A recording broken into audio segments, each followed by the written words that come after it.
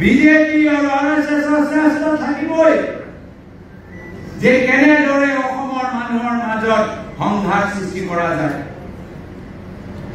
আৰু এই ক্ষেত্ৰত অসমৰ জনসাধাৰণক সতৰ্ক হ'ব লাগিব, সজাগ হ'ব লাগিব। আৰএছএছৰ মানুহ অসমৰ মাজত ঘূৰি আছে। আৰএছএছৰ কাডাৰ বিভিন্ন ৰাজ্যৰ পৰা বাহিৰৰ মানুহবোৰ এতিয়া লাহে লাহে অসমত তেওঁলোকে শিবিৰ পাতিছে আৰু শিবিৰ পাতি তেওঁলোকৰ উদ্দেশ্য এটাহে যে কেনেদৰে অসমৰ সমাজৰ মাজত তেওঁলোকে কাৰ্য লগাব পাৰে, সংঘাত সৃষ্টি কৰিব পাৰে।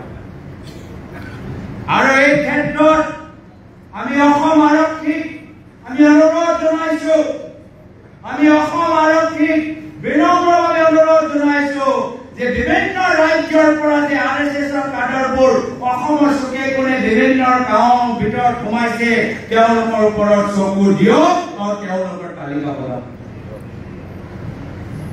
আমি দেখিছো বিভিন্ন ৰাজ্যত, মধ্য প্ৰদেশত আমি দেখা পাইছো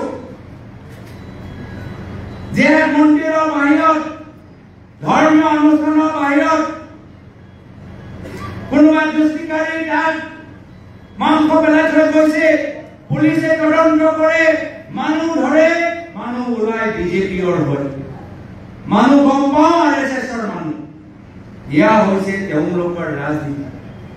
ক্ষমতাৰ কাৰণে নিজৰ মন্দিৰৰ আগতে তেওঁলোকৰ প্ৰদূষিত এটা বাতাবৰণ সৃষ্টি কৰিব পাৰে।